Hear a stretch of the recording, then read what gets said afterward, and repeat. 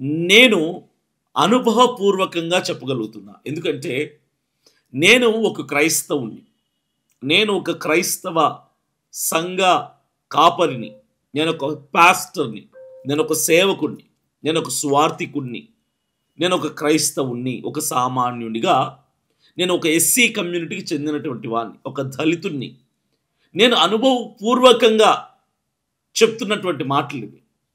ఈరోజు కర్ణాటక రాష్ట్రంలో ఒక మంచి బిల్, భారతదేశంలో ఎక్కడా లేని విధంగా ఒక మంచి బిల్‌ని తీసుకొచ్చారు. అద్భుతమైన ఆలోచన వాళ్ళది. నిజంగా చెప్పాలంటే హ్యాట్స్ ఆఫ్ కర్ణాటక ప్రభుత్వానికి.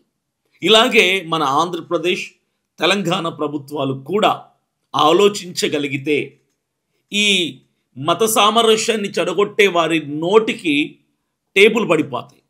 వారి నోటికి మూతలు పడతాయి. ఎందుకంటే ఈ చట్టం ఈరోజు చాలా అవసరం. మీకు తెలుసు, ఒకరి మతాన్ని ఒకరు ఎలా దూషించుకుంటున్నారు, ఒకరి మత విశ్వాసాన్ని ఒకరు ఎలా కించపరుచుకుంటున్నారు, ఒకరి మత గ్రంథాన్ని ఒకరు ఎలా హేళన చేసుకుంటున్నారు. ఇవన్నీ మనం లిటరల్‌గా చూస్తున్నాం కదా ఈరోజు. చూస్తూ ఏం చేస్తున్నాం? ఏమి చేయలేనటువంటి పరిస్థితి. ఒకరి దేవాలయం మీద ఒకరు దాడులు చేయటం, ఒకరి మతాన్ని ఒకరు హేళన చేసుకోవడం.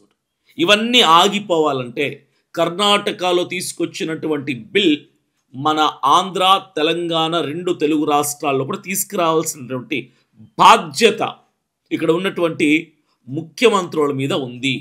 ఎందుకంటే అప్పుడే కదా అందరూ క్రిస్టియన్, ముస్లిం, హిందూ బాయిగా బ్రతకగలుగుతాం. ఆ చట్టం ఒకటి కావాలి.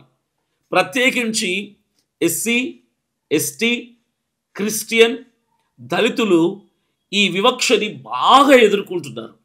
ప్రత్యేకంగా దీంట్లో కూడా క్రైస్తవులు అని చెప్పగలను. క్రైస్తవులు ఎంత దాడులకు గురవుతున్నారంటే, ఎలాంటి కించపరచటానికి గురవుతున్నారంటే, నోటికొచ్చినట్టు ఎవడు పడితే వాడు ఇష్టం వచ్చినట్టు క్రైస్తవులను ఆడేసుకుంటున్నాడు. నోటికొచ్చిందల్లా మాట్లాడుతున్నారు క్రైస్తవులు.